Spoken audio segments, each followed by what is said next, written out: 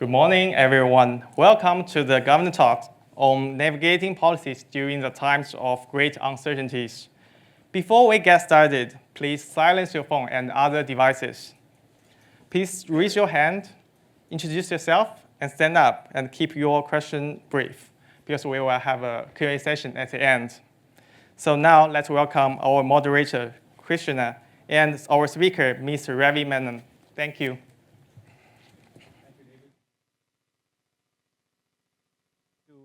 Annual Meetings Governor Talk Series. I'm Krishna Srinivasan, Director of the Asia Pacific Department, the IMF. I'm delighted to welcome Ravi Menon, Managing Director of the Monetary Authority of Singapore, to discuss navigating policies during times of great uncertainties. Now, everybody knows Mr. Menon, but let me just say that he's been very modest. He said, keep it very short, so let me be very brief here.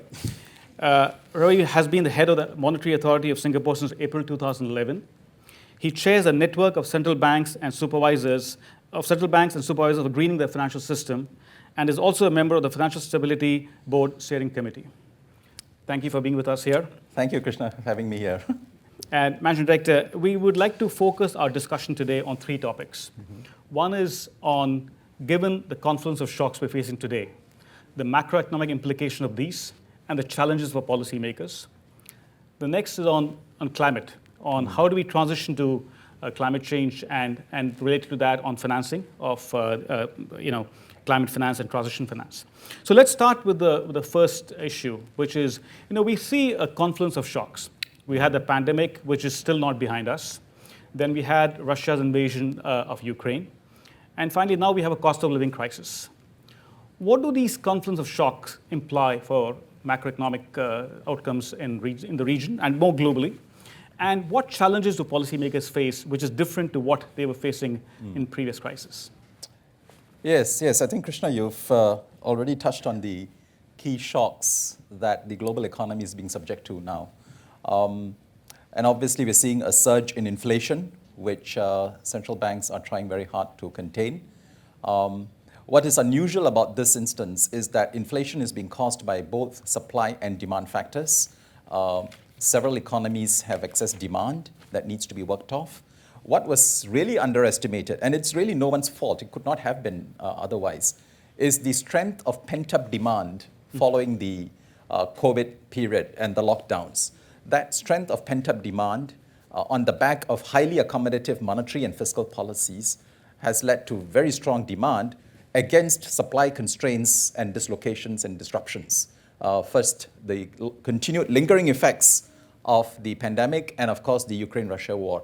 So it's a both supply and demand issue, and monetary policy's role is to moderate demand to be more in line with supply.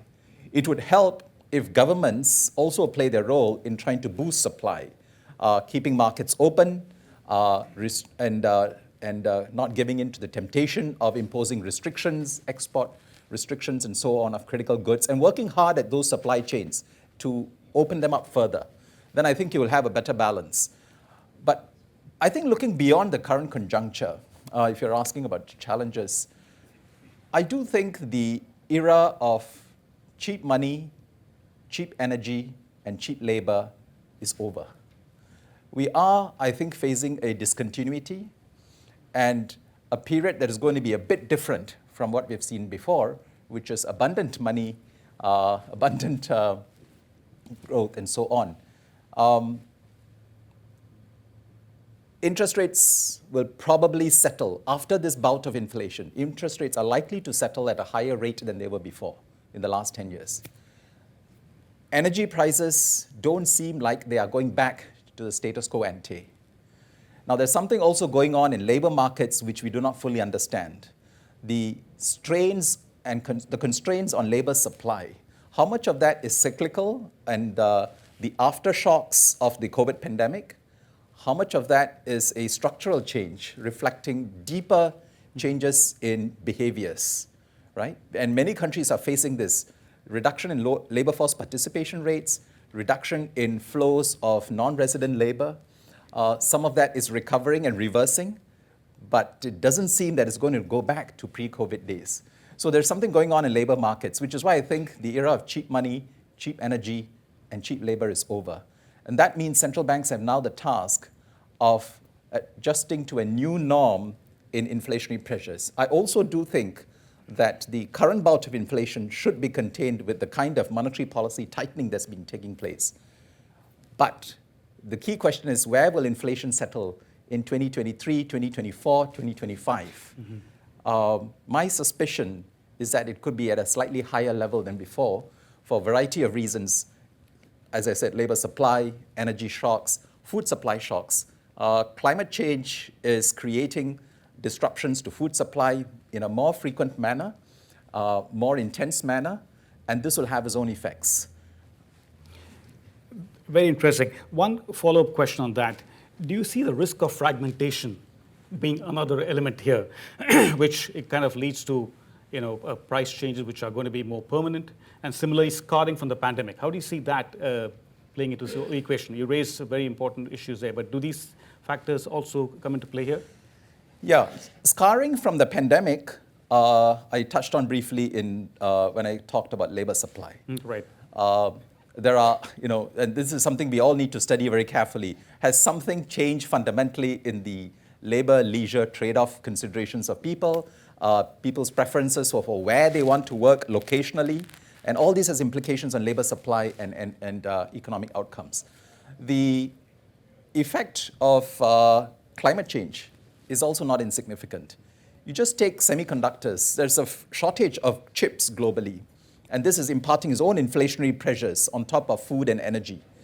What is causing this? One of the factors, Taiwan, major producer of semiconductor chips, has just experienced its worst drought in 60 years. Wow. That has reduced the supply of ultra-pure water, which is an essential component to clean and process the silicon wafers that are used in semiconductor production. So you look at the chain of events, a drought leading to a shortage in global chips. It's very hard to fathom. And this goes to the heart of what you just said, supply chain. It's all about supply chains. Another third factor that's affecting supply chains is considerations of resilience in favor of considerations of efficiency. Supply chains that we enjoy today globally have been largely driven by considerations of efficiency. Lowest cost, fastest delivery. That has changed. I think it's not just government policies, but the policies of multinational companies who need to assure stability and security of supply amid different kinds of disruptions.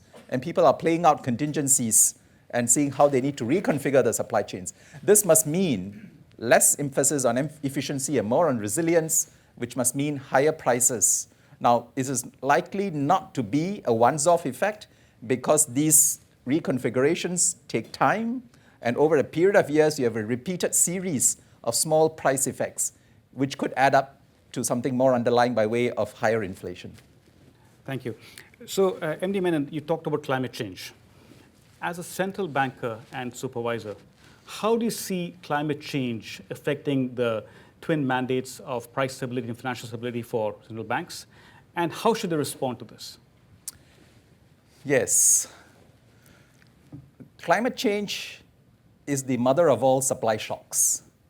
What we've seen by way of the pandemic and war, unfortunately, will probably pale besides the effects of climate change on a whole range of supply equations.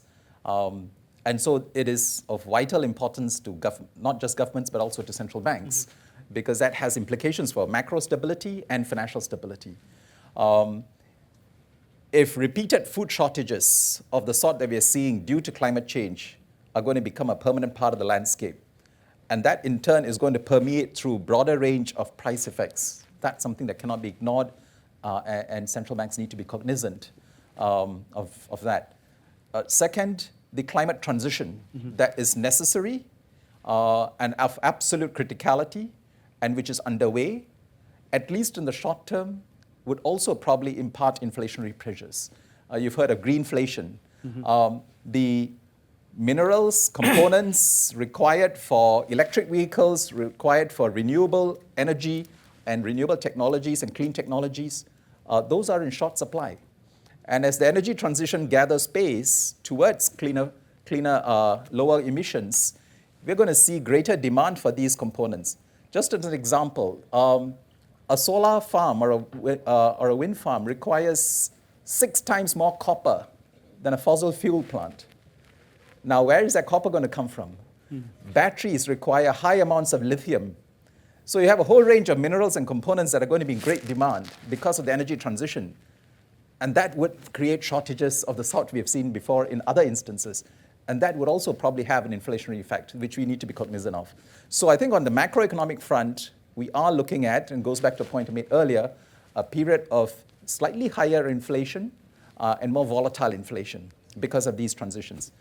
Financial stability, something that supervisors are very focused on, and at the NGFS, that's one of our major raison d'etre, that the physical risks of climate change, as well as the transition risks associated with the transition to net zero, are both going to be significant in how they affect the financial system. Physical assets, some of them are going to face threats of degradation or destruction. That in turn will have implications for financial sector's balance sheets, the insurance companies' liabilities, and for institutional investors, the value of their investments. Transition risks, higher carbon prices, which are necessary, which the fund has been very rightly advocating, which I fully support, but has its own transition effects. And if carbon prices were to reach, say, 100, 150 US dollars in most of global economy, what does that mean for the exposures of banks and investors and insurance companies? I think that's something to be seriously considered. And at the NGFS, we have put in place, developed a variety of scenarios that can be used as a tool by supervisors to assess in these different kinds of scenarios, what are the implications, and then to stress test the balance sheets to see how resilient the financial system is against some of these transition risks. Excellent. And you see progress being made rapidly across central banks in various emerging markets too, on here? Very promising progress. Just the last 2 years, I would say, the last 2 or 3 years, I think globally there's been an increased awareness and consciousness of the threats of climate change and the necessity of getting onto a Paris-aligned pathway to limit temperature rise to 1.5 degrees above pre-industrial levels. I think that commitment is quite strong. Central banks and supervisors are now much more conscious of the potential threats to financial stability arising from both physical and transition risks. And we see that in the membership of the NGFS, which has grown from 8 members 5 years ago to more than 120. And applications are still coming in to be part of this community where we can share knowledge, develop capabilities to understand how to model these risks, how to monitor these risks, and what kinds of risk mitigation methods might be most appropriate. Thank you. I'd like to move on to a different and related topic, which is of transition finance. Now, as we go from, when we go on the path of recovery, assuming the pandemic's behind us, the war is behind us, we have to build stronger, better, and so on. And countries, governments, private sector have all made commitments on climate change. But one issue which keeps coming up is transition finance. So what do you think of strategies to decarbonize an economy so that you can get the financing needed? What role can institutions like the IMF play in facilitating transition finance? And how do you think it's a promising thing going forward? You've been in this field for some time and you've been in many of these meetings. How do you see the progress being made? I'd say a lot more awareness now of the necessity for using the power of finance to enable and to accelerate the transition to a lower carbon economy. I think that's clearly there and is demonstrated most powerfully by the strong commitments that most major global financial institutions have made through the GFENS process and so on, where they've made commitments for net zero by 2050. I think the focus now should be on what are we going to do between now and 2030. Whether you're a country or a company or a financial institution, making a commitment for net zero in 2050 is great, but it's not going to stop the emissions now. Absolutely. Yeah. Let us be clear, emissions are still rising. Let's also be clear, global temperatures are still rising. It's 1.1 degrees Celsius above pre-industrial levels now. If we proceed on the current trajectory of emissions, temperatures are likely to cross 1.5 degrees, not in 2050, probably in 2030 or 2035. And that means the very strong likelihood of catastrophic climate change. So I think the burning platform is very much there, and there's growing recognition. We need transition finance. People speak about green finance and think of green finance largely in terms of pulling financing away from coal and investing in renewable energy or renewable projects. The green economy is only about an estimated 8% of global GDP. The bulk of the economy is a mixture of green and brown. It's not amenable to those kinds of simple binary choices. And when you do those simple binary choices, you're not addressing the bulk of the distribution of the economy, which is somewhere in the middle. So you take hard-to-abate sectors, cement, plastics, steel. The technologies today to produce these things emit a large amount of carbon. You can't pull financing away from these things. We need all these for our daily living, and in the emerging markets for urbanization means more steel, more plastics, more cement. And so we need to actually then invest in technologies that are going to transition away gradually over time. That is the heart of transition. It is about moving from shades of brown to lighter shades of brown to lighter shades of green, eventually to something that's green. And that will take 20 to 30 years. And we need to embark on that journey now. So transition is critical, and the financing for that transition is critical. So it's not as simple as pulling from coal and investing in a solar farm.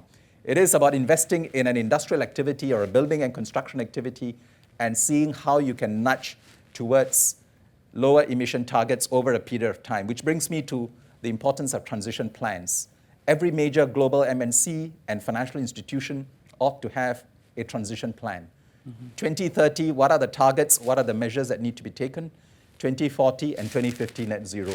So this is very key. Last point, blended finance.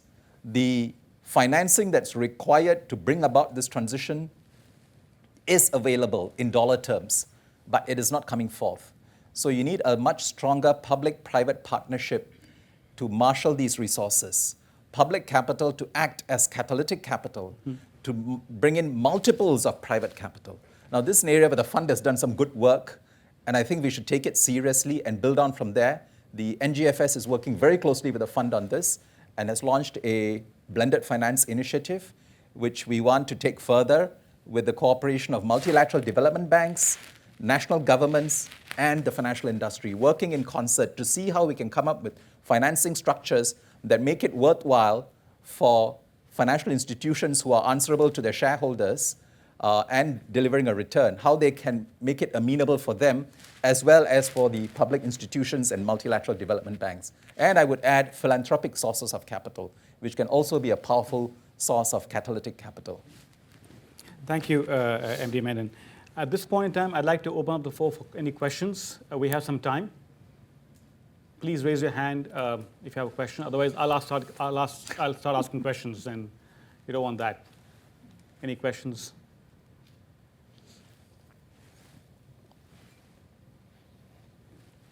Anyone? So let me ask you a question. One of the, before I came to the Asia Pacific department, I used to work in Latin America and the Caribbean. And the Caribbean, there are lots of these small island economies. And they face a huge challenge in terms of getting financing from any source. And one thing I always heard is climate funds are not playing as much a role as they should be playing in the Caribbean.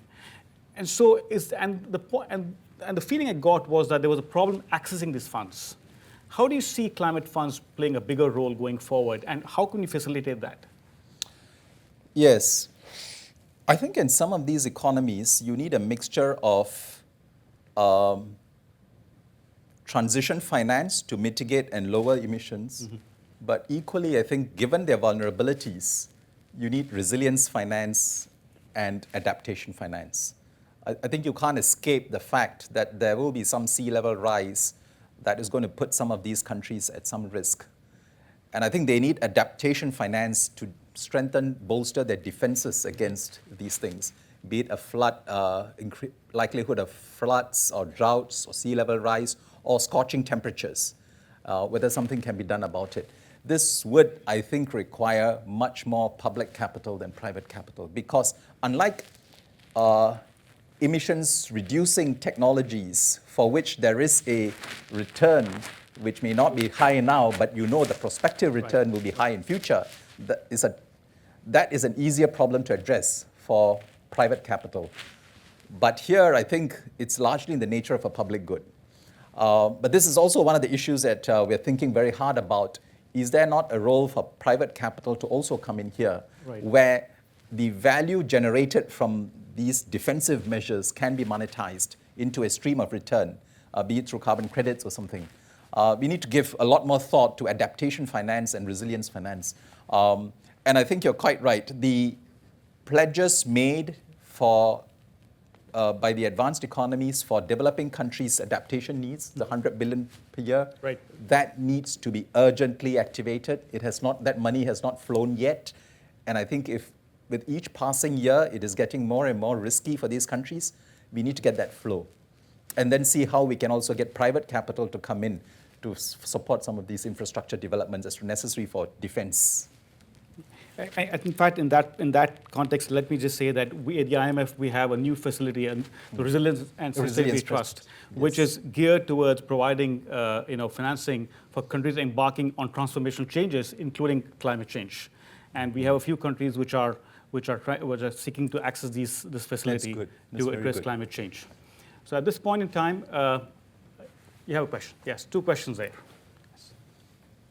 3 questions. Hi, I'm Carol Tan, Singaporean, but working at the Rockefeller Foundation. I wanted to ask if you could expound a little bit more on your comment about the role of philanthropic capital and how that could come into play in facilitating more transition finance, adaptation finance, resilience finance. Thank you. Yeah, thank you. Yeah. So, well, amid all the challenges and problems we're facing, let's also not forget there's been an explosion in the growth of wealth. There is, especially in Asia, due to rapid economic growth, and you see a lot more private wealth looking for outlets in philanthropy, which I think is wonderful because they're seeking to make their money more purposeful. You see a tremendous growth in family offices. We see that in Singapore, and I think we see that in other parts of other major financial centers.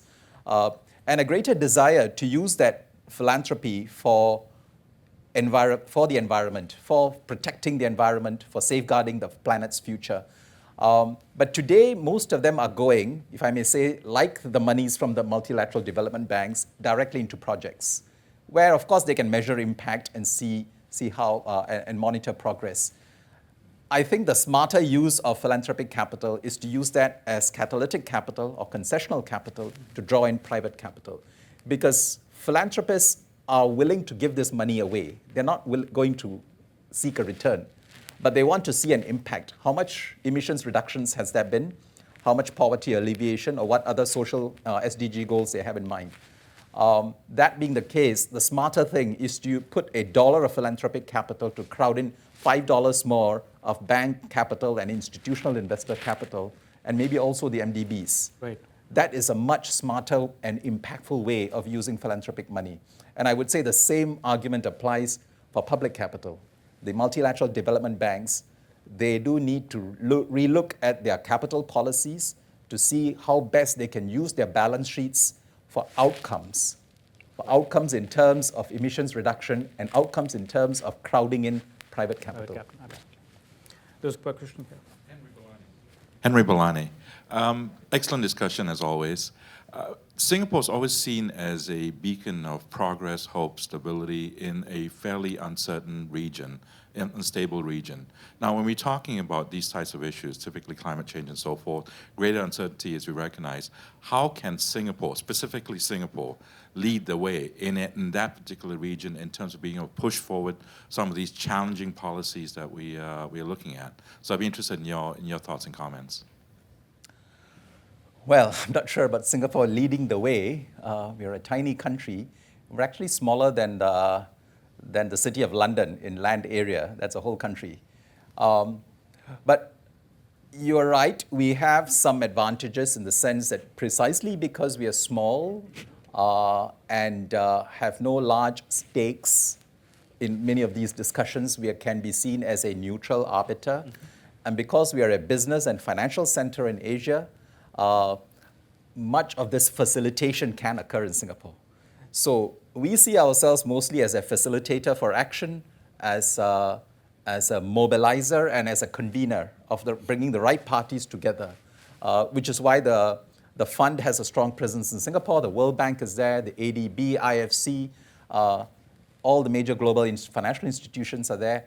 And so because of that convening power that we have, which is all that we have, and a little bit of soft power, I guess, and trust premium, we hope to galvanize action. But it's, let's also be realistic. As a small country, there is severe limits to how much we can lead an effort. We can bring parties together and give a nudge and make some of these things happen, which we hope to do in Asia at least. Thank you. One last question. Thank you, Governor. I think that what Singapore has, and in particular the monetary authority, is this vision of looking at the long haul, looking at the medium-term, long-term prospects. And in that, what we see is that central banks have a lot of pressure to deal with a lot of things. How do you see the role of central banks in the medium, long term in tackling the climate issue? Thank you. Yes. Well, first and foremost, and I touched on this earlier, the primary mandate of central banks is stability, monetary stability, macroeconomic stability, and financial stability. So we need to be alert and watchful for how climate change and the emissions reduction strategies towards net zero, how they will affect monetary or macroeconomic and financial stability. So obviously inflation is one front which we need to be very watchful of. And I would take a medium-term view of inflation and not draw too much comfort from the low for long period we've seen in the last 10, 15 years. So I think that's an area that central banks need. Central banks, if anything, the recent events have taught us is that you could always take a medium to long-term view of where the global economy is heading in terms of trends. And we don't know exactly what will happen. So forecasting, as we all know, is a highly dicey exercise. The trick is to think in terms of distinct scenarios. It's something that we do very often in Singapore. We are a price taker. The world may end up in 3 or 4 different directions. Now, what they might look like, and then to ask ourselves, are our current policies and current strategies resilient against all 4 scenarios, right? Rather than choose one, which means in any one of those, your policies may be suboptimal, but they are reasonably resilient because you want to make sure you're resilient against different scenarios unfolding.